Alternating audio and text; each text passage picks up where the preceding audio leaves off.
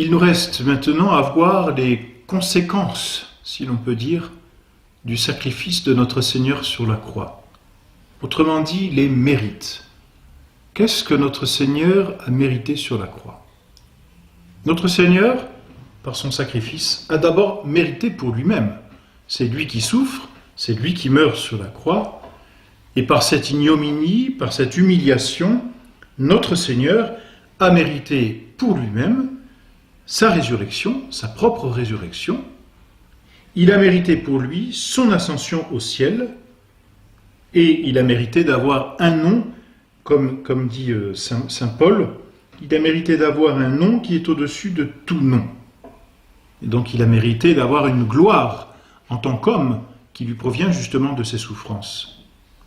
Et aussi, parce qu'il s'est fait le rédempteur du genre humain, par ce sacrifice sur la croix, notre Seigneur mérite le pouvoir judiciaire, c'est-à-dire le pouvoir de juger les vivants et les morts, comme nous le verrons dans le 7e article de notre credo, d'où il viendra juger les vivants et les morts. C'est parce qu'il est le Rédempteur, celui qui nous a rachetés, celui qui nous a pris en possession, celui qui a dépensé justement le prix de son sang, celui donc qui par là a acquis un certain droit sur nous, parce qu'il a acquis ce droit justement, il a obtenu de mériter d'être le juge du genre humain. Mais notre Seigneur, non seulement a mérité pour lui, mais il a mérité aussi pour tous les hommes. Et c'est ce que nous devons bien sûr considérer dans ce mystère de la rédemption.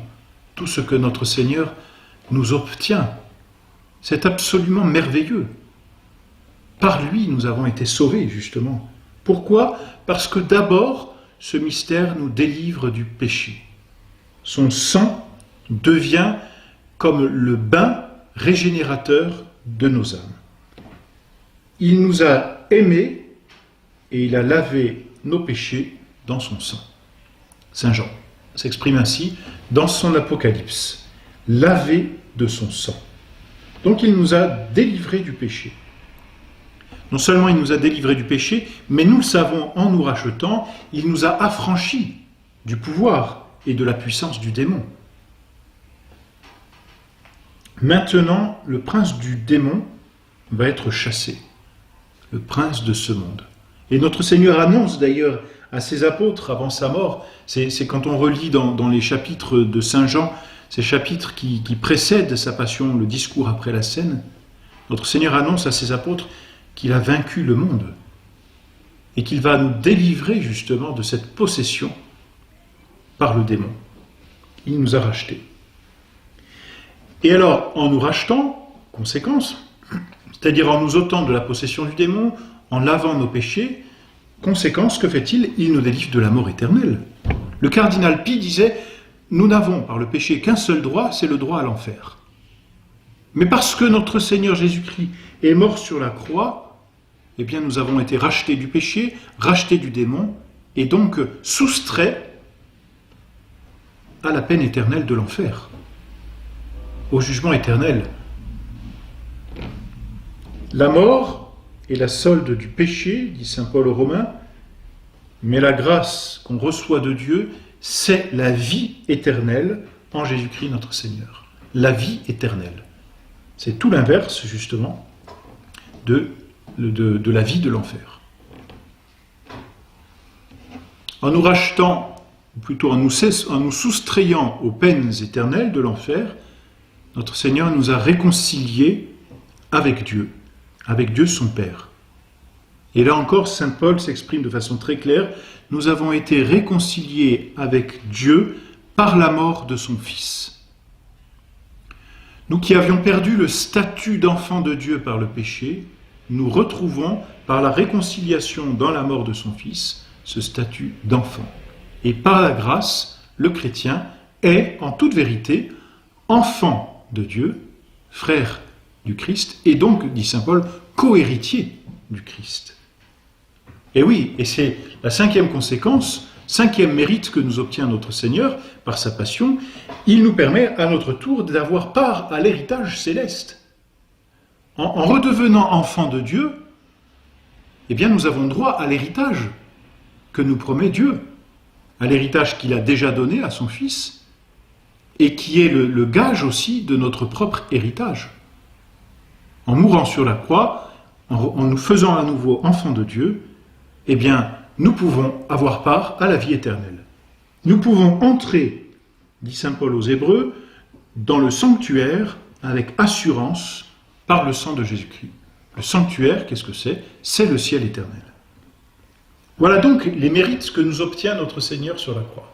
Simplement, si notre Seigneur nous obtient ces mérites, pour tous, c'est entendu, car il est mort sur la croix pour tous les hommes, il n'empêche, et c'est peut-être ce qu'il y a de plus délicat pour nous, de plus difficile, disons, il n'empêche donc que ces mérites ne sont appliqués à nos âmes, c'est-à-dire nous ne pouvons jouir de ces mérites que si nous prenons part à notre tour à la passion de notre Seigneur, que si nous nous associons à notre tour librement et volontairement à la souffrance de sa passion.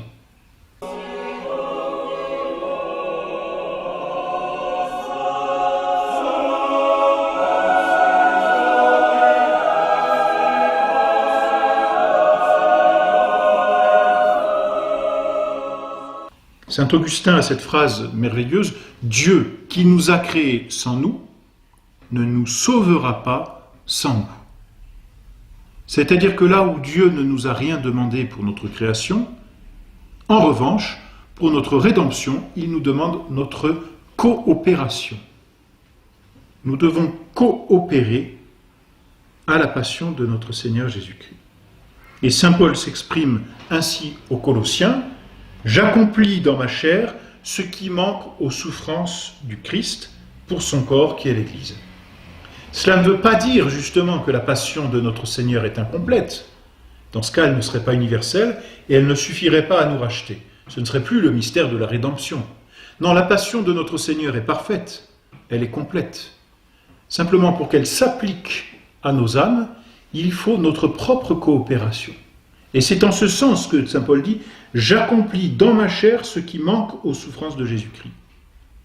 C'est-à-dire que nous qui devenons membres du corps mystique qu'est l'Église, qui appartenons à l'Église par le sang de notre Seigneur Jésus-Christ, nous devons désormais coopérer à cette passion et souffrir dans notre chair à la suite de notre Seigneur. Jésus-Christ lui-même avait été clair, celui qui veut être mon disciple, donc celui qui veut me suivre, qu'il se renonce, qu'il prenne sa croix et qu'il me suive. Donc notre Seigneur nous l'avait déjà dit. Nous voulons être rachetés. Bien, dit notre Seigneur, je fais tout moi-même. Mais attention, vous devez me suivre. Je fais la part principale, mais vous devez avoir une petite coopération. Et nous sommes un peu comme ces Simon de Cyrène, qui à la suite et derrière notre Seigneur vont porter une partie de sa passion, une partie du bois, une partie de la croix. Ainsi donc, nous devons suivre notre Seigneur pour obtenir les mérites, pour que ces mérites s'appliquent à nos âmes, pour que tous les mérites que Dieu a acquis et qui sont, si l'on veut, comme un trésor possédé dans le ciel et par l'Église, si l'on veut donc que ces mérites remplissent notre âme et s'appliquent à notre âme, si nous voulons donc que le sang de notre Seigneur Jésus-Christ imbibe notre âme pour la faire vivre, nous devons à notre tour suivre notre Seigneur dans le sacrifice. Et c'est le malheur de ceux qui ne veulent pas suivre notre Seigneur. Ceux qui ne veulent pas suivre notre Seigneur, ceux qui ne veulent pas prendre part au sacrifice de notre Seigneur, ceux qui se détournent de la croix de notre Seigneur Jésus-Christ, ceux-là ne peuvent pas voir dans leur âme s'appliquer les mérites de sa passion. Celui donc qui ne veut pas suivre notre Seigneur, celui-là ne veut pas être racheté. Et c'est terrible, car s'il ne veut pas être racheté, cela veut dire qu'il veut rester l'esclave de Satan et l'esclave du péché. Mais s'il veut rester l'esclave du péché et l'esclave de Satan, il se fait le débiteur de la justice divine. C'est-à-dire que la justice divine lui tombera dessus. Il n'a pas voulu participer à l'œuvre par laquelle la justice de Dieu était satisfaite, il ne peut pas, malheureusement, jouir de cette justice et par conséquent de cette miséricorde. Car la miséricorde de Dieu découle de sa justice. Si Dieu peut nous faire miséricorde, c'est-à-dire se pencher sur notre propre misère pour la soulager, c'est parce qu'il y a eu l'acte de justice, le sacrifice juste, équivalent et même surabondant de la rédemption, de la satisfaction de notre Seigneur. Mais celui qui ne veut pas prendre part à cet acte de justice ne peut pas en obtenir la miséricorde qui en découle. De telle sorte que celui qui refuse la justice, c'est-à-dire qui refuse de suivre notre Seigneur dans sa passion, celui-là se ferme petit à petit à la miséricorde de Dieu parce qu'il veut rester l'esclave de Satan et l'esclave du monde. Et conséquence, il perd automatiquement, à jamais, la patrie bienheureuse, c'est-à-dire le ciel. Le ciel se referme à lui. Ce ciel que notre Seigneur a conquis sur la croix ne peut pas lui être obtenu s'il ne part à la suite de notre Seigneur en portant sa croix. Celui qui veut être mon disciple, qu'il prenne sa croix. Si quelqu'un veut marcher sur mes pas, qu'il renonce à soi-même, qu'il porte sa croix et qu'il me suive. Saint Paul dit dans la 2e épître à Timothée, « Voici une vérité certaine, car si nous mourrons avec lui, nous vivrons aussi avec lui. » Et il explicite, « Si nous souffrons, nous régnerons avec lui. » Il nous faut donc porter à notre tour notre propre croix, suivre notre Seigneur dans le chemin de la pénitence et du sacrifice pour que s'applique à nos âmes le mystère de la rédemption. Et donc ce mystère que nous considérions comme quelque chose d'admirable, comme un mystère d'amour, de justice et de miséricorde, devient un mystère intime à notre âme dans la mesure où nous y prenons part. Et c'est donc l'amour, la justice et la miséricorde de Dieu qui emplissent notre cœur si à notre tour nous suivons notre Seigneur dans la voie douloureuse du calvaire.